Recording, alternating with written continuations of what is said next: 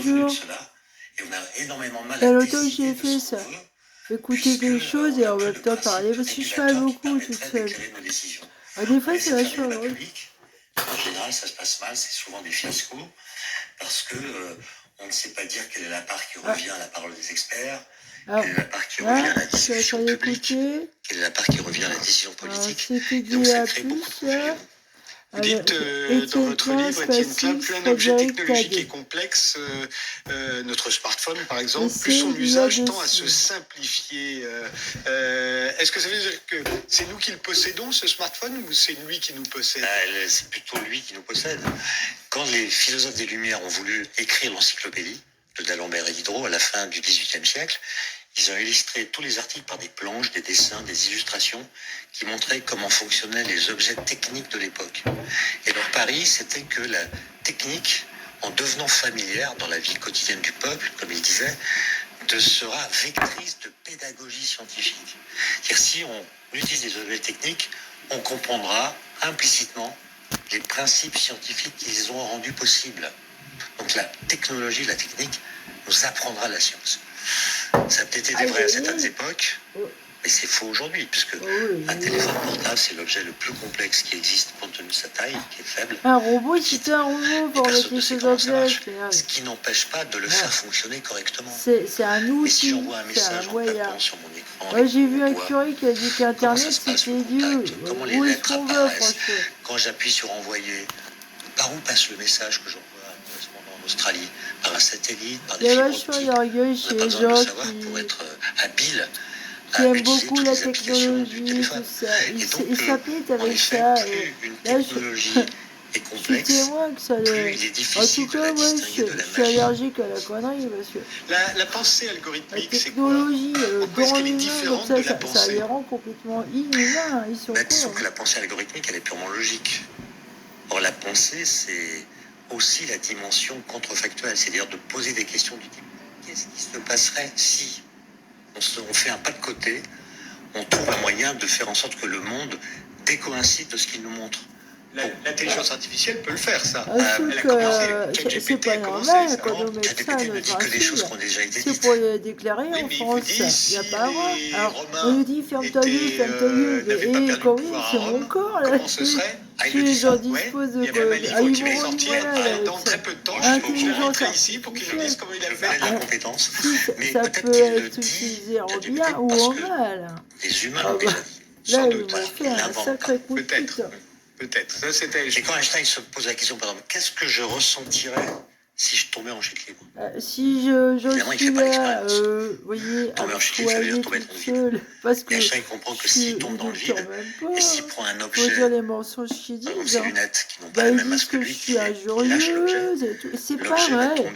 Alors c'est horrible. Moi je suis allée chez les docteurs parce que c'est pour me retrouver séquestrée dans un hôpital psychiatrique. Non mais tu vois. C'était pour ça la curatée, me baiser la gueule en permanence. Vous parliez des données tout à l'heure et par rapport aux découvertes d'Einstein, les big data justement, est-ce qu'elles ne risquent pas de mettre la science à l'épreuve? Puisque un certain nombre de lois ont été découvertes sans données. Alors, très peu de données. Le fait qu'on en ait énormément. Dans les grandes écoles, il y a une querelle des anciens et des modernes. Il y a les vieux comme moi qui disent il faut apprendre aux étudiants les théories physiques. Parce que les théories physiques en disent plus sur le réel que les données. Et d'autres qui disent non, il faut enseigner la programmation, l'algorithmique, les langages de programmation, puisque bientôt l'intelligence artificielle avec le big data va nous en dire plus sur le monde par les données numériques qui nous livrent que je sais même pas ce que je fais. On réfléchit avec ça. Je n'ose plus rien toucher, moi. Avec des théories dans le dos, là, faut plus rien toucher. Des treuils ontologiques, c'est-à-dire que si vous les prenez au sérieux, elles permettent de prédire l'existence d'objets qu'on n'a jamais vus et qu'on finit par détecter parce que les théories les prédisent. Les exemples sont innombrables. Il y a eu le neutrino, particules, le boson de Higgs, les quarks, les bosons intermédiaires, les ondes gravitationnelles, les trous noirs, dont celui qui est au centre de notre galaxie, un trou noir supermassif, dont on a eu une image il y a quelques mois. Et donc pour l'instant, les théories physiques augmentent Il se prend pour mon Mac, le... on l'enculé. Et qu'on va balayer, il faut le dire. Nous disent qu'elles existent. C'est 8 mai, c'est la fête de la femme. J'ai le droit de dire ce que je veux et faire ce que je veux. En ce moment. C'est quoi tout ce noir? Qui c'est le broguignol là? Derrière tout ça, c'est la route, il a la route. Parce qu'elle a été soumise à toutes sortes de tests qui l'ont validée. Moi, j'avais déjà dit en 2020, tu vas avoir la route, si tu continues. Et puis, vous faites des mesures, des observations de la dynamique des galaxies. Et vous voyez que la dynamique des galaxies est exactement comme la théorie d'Einstein le prévoit, sauf que, pour expliquer ce qu'on voit, il faut imaginer qu'il y a 10 fois plus de matière qui agit gravitationnellement sur les galaxies que celle qu'on voit. Vous dites, d'ailleurs, de la matière qui n'émet pas de lumière, mais qui agit gravitationnellement. On l'appelle la matière noire. De quoi est-elle faite? Pendant longtemps, on a pensé que c'est de la matière ordinaire, mais froide, qui n'émet pas de lumière. Et puis aujourd'hui, on sait que si cette matière existe, elle est de nature différente de celle qu'on connaît. De quoi? C'est toute la question. Et aussi des gens qui disent, est-ce que l'intelligence artificielle peut savoir ça? C'est la théorie d'Einstein qui est fausse. Et donc, quand vous avez une contradiction entre des observations, des mesures et une théorie, il y a deux solutions. Soit la solution ontologique, vous dites qu'il y a quelque chose dans l'univers qu'on n'a jamais vu, qui, s'il existe, rétablit l'accord. Et puis il y a des cas où il faut changer la loi pour tenir compte d'observations qu'on ne peut pas expliquer autrement. C'est le fameux cas où on peut dire que c'est l'exception qui met la règle à l'épreuve. Exactement. Au lieu de dire c'est l'exception qu'il faut faire des équations. Vous avez raison, mais souvent, quand il y a une contradiction entre les faits et la théorie, on dit c'est Gasso la gaffe. Ah, je suis comme ça. C'est que les faits sont incomplets. Oui, surtout quand il s'agit d'Einstein. C'est fou comme vous aimez Einstein. Les gens disent des choses dans le dos et moi je sais rien du tout. Si on me parle pas, je peux et pourquoi Einstein? Parce qu'en même temps, on se dit c'est pour ça les petits machins là, c'est pour décoder. De tous les physiciens. Et parce qu'il est accessible. Je suis pas Canal+, ouais. Il a des idées extrêmement simples, et il va jusqu'au bout. Voilà, à la fin de sa vie, il a donné une interview, un entretien à celui qui allait devenir son premier biographe, qui lui demande, mais d'où vient que vous êtes le premier à avoir trouvé la théorie de la relativité? Et il n'a pas du tout invoqué son génie, il a invoqué son retard mental.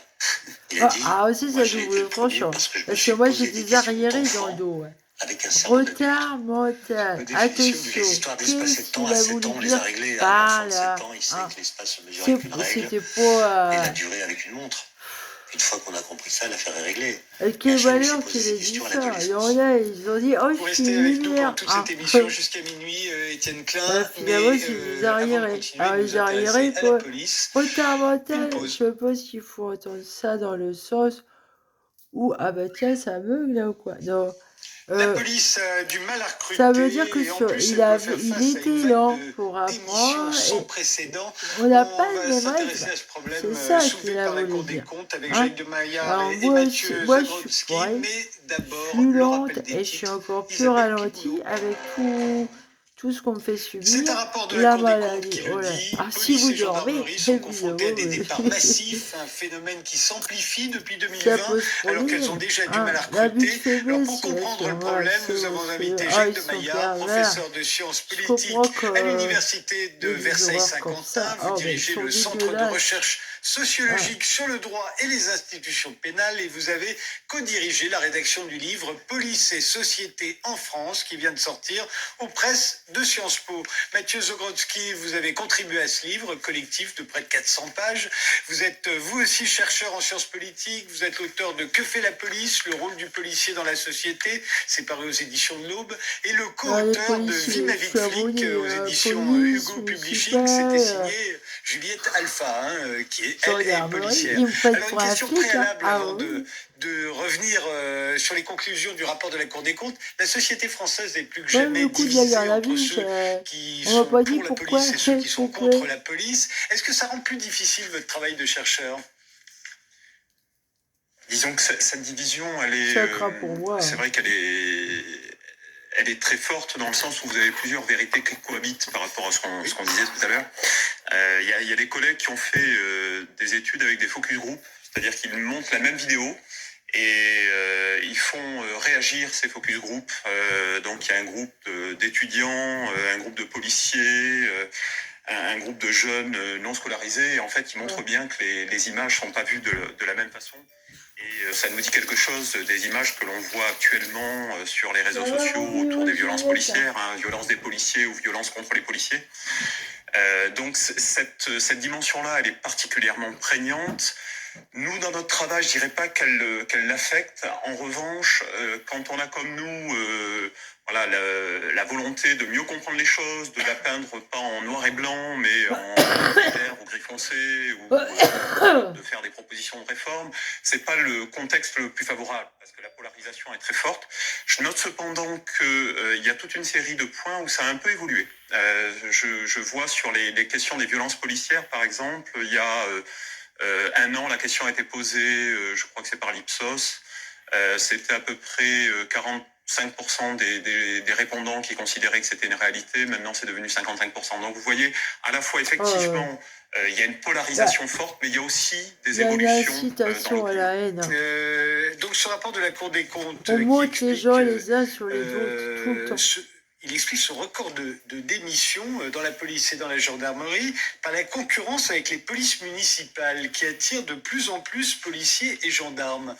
Vous savez pourquoi ? Il peut y avoir plusieurs raisons à ça.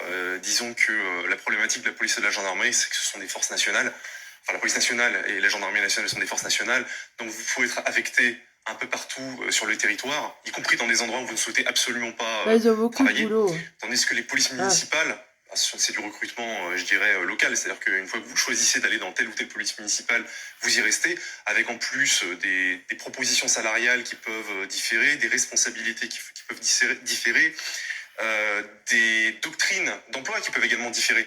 Il y a certaines polices municipales qui sont attractives parce qu'elles offrent un meilleur matériel ou un armement de meilleure qualité qu'une autre. En même temps, on n'a pas de pouvoir d'enquête quand on est dans la police. C'est vrai que c'est un petit peu le paradoxe. Disons qu'il y a quelques années, le mouvement était plutôt de quitter la police municipale pour essayer de rejoindre les forces nationales. C'est plus prestigieux, comme vous dites, vous avez des pouvoirs judiciaires que vous n'avez pas en police municipale, mais peut-être que la balance est en train de s'inverser aussi par rapport aux conditions de travail des forces nationales. Avec de Maillard ? Le pouvoir judiciaire, c'est une ressource, mais c'est aussi une contrainte. On en parlera peut-être tout à l'heure, mais on voit qu'il y a une charge très importante sur les enquêteurs, sur les gens qui font de la police judiciaire. Et donc, ce qui est valorisant, c'est aussi bureaucratisé. Donc, c'est aussi une charge de travail, un stress qui n'est pas nécessairement valorisé pour les policiers et les gendarmes. Mais en même temps, c'est une police qui est encensée, celle-là, la police judiciaire. Même en France, où encore une fois, on est divisé entre les pour et les contre. Tout à fait, mais vous avez plusieurs types de police judiciaire.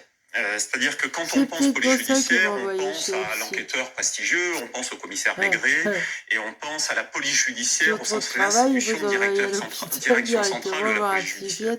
Ça, ce n'est qu'une partie, c'est la partie la plus faible en nombre d'affaires et même en nombre d'agents d'officiers de police judiciaire. La majeure partie des enquêtes, c'est d'abord et avant tout du travail difficile sur la masse des affaires qui font le quotidien, les violences intrafamiliales, les violences sexuelles, qui se traduisent par une accumulation d'affaires. Souvent, vous avez des enquêteurs avec plus de 200 affaires, donc des portefeuilles considérables qui sont difficiles à traiter, ou finalement, ce qui finit par primer, c'est de clôturer l'affaire.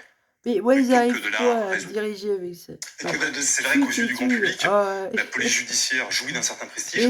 Déjà parce que, institutionnellement, en France, elle a toujours été un petit peu privilégiée par rapport à la sécurité publique. Je parle encore une fois des grandes brigades de police judiciaire, c'est la distinction que vient de faire Jacques. C'est que vous avez les grandes brigades type brigade criminelle, brigade de répression du banditisme. Ça a toujours été valorisé par l'État, ça a aussi été beaucoup valorisé par l'industrie du divertissement, ce qui a joué dans les navigation. Et moi, je me souviens que quand j'ai commencé à travailler dans la police, c'était au milieu des années 2000, vous aviez toute une génération de brigadiers, brigadiers, de policiers un petit peu plus anciens qui ont été marqués très négativement. Alors en sécurité, je parle de gens en sécurité publique, donc personnes en uniforme qui travaillent en police secours par exemple, qui ont été marqués très négativement par le film Pinot Simple Flic. Parce qu'il tournait les policiers avec Gérard Jugnot, une comédie qui tourne en ridicule les policiers de République en uniforme, par opposition à toute une flopée de films avec Alain Delon, Jean-Paul Belmondo, avec le flic de PJ, enquêteur. Et alors dans ce sens-là, le gendarme de Saint-Tropez a dû faire du tort à beaucoup de gendarmes. Alors, c'est déjà beaucoup plus ancien, le gendarme de Saint-Tropez. Ouais. Vous n'avez pas eu forcément ceux qui en ont été victimes.